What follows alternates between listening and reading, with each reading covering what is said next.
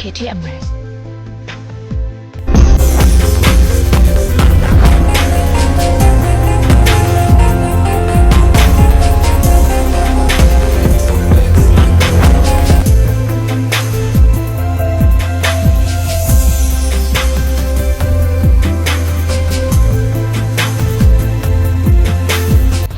At patuloy pa rin po nating inihatid sa inyo ang mga sariwang kaganapan, mga latest update dito sa kompetisyon dahil isang tulog na lang ay masasaksihan na natin ang preliminary competition dito sa Miss Universe 2025 live in Bangkok. So inyong napanood mga kapolitika, ipinasilip na po natin yung loob ng venue na kung saan ay talagang nagustuhan ko. Napakaganda ng lightings ng production at napakaaliwalas ng kanilang venue dito sa MJ Hall sa Miss Universe 2025. So masasabi ko na kakaiba itong production ngayon dito sa MU kung ikukumpara doon last year 2024 na ginanap sa bansang Mexico. Yung aking maging comment at maging reaksyon dito sa venue ng edisyon ngayon ay napakaganda mga kapolitika. Talagang masasabi ko na 10/10 ang maging score ko dito sa pasabog na venue or production ng Miss Universe 2025. So kaabang-abang, napakalawak ng stage at talagang mabibigyan ng pagkakataon ang mga delegates, mga kandidata, mga representative na ipakita ang kanilang lahat ng makaya at kanilang abilidad dito sa pagrampa bukas sa Miss Universe preliminary competition dito pa rin sa Bangkok. At sa unang bahagi ng ating vlog is inyong napanood itong photoshoot or video shoot ni Atisa with the cosmetic brand dahil paborito siya ng mga sponsor.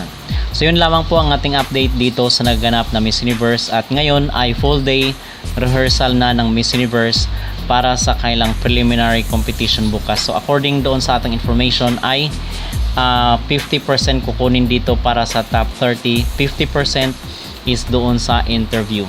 So yung other activities na marami ang namimintas sa mga isinusuot ni Atisa, sorry to say pero wala pong score yon.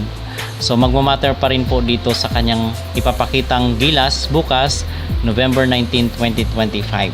So ano mga kapolitika ang inyong mag-reaction dito sa isang video shoot ni Atisa with the cosmetic brand? At ano rin po ang inyong mag-reaction sa venue ngayon ng Miss Universe dito sa Bangkok? Mag-comment down below at huwag kalimutang mag-like at mag-subscribe na rin kayo para updated kayo sa ating mga latest issue.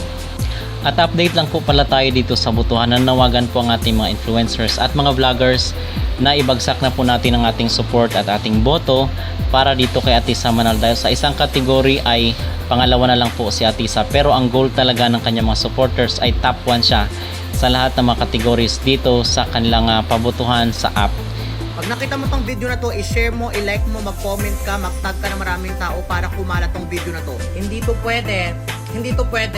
Guys, huwag kayong patulog-tulog sa kampungan.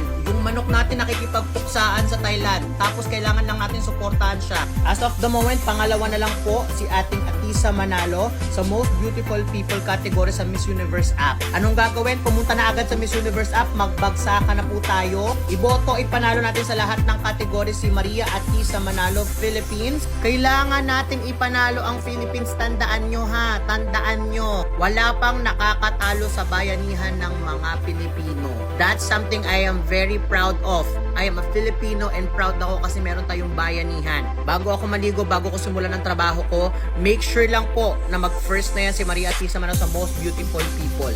No hate to Tanzania pero palaban po kasi talaga ang Philippines. Not being greedy, but because we want our queen number 1. And in this kind of competition, isa lang po ang pwedeng koronahan. Kaya anong gagawin?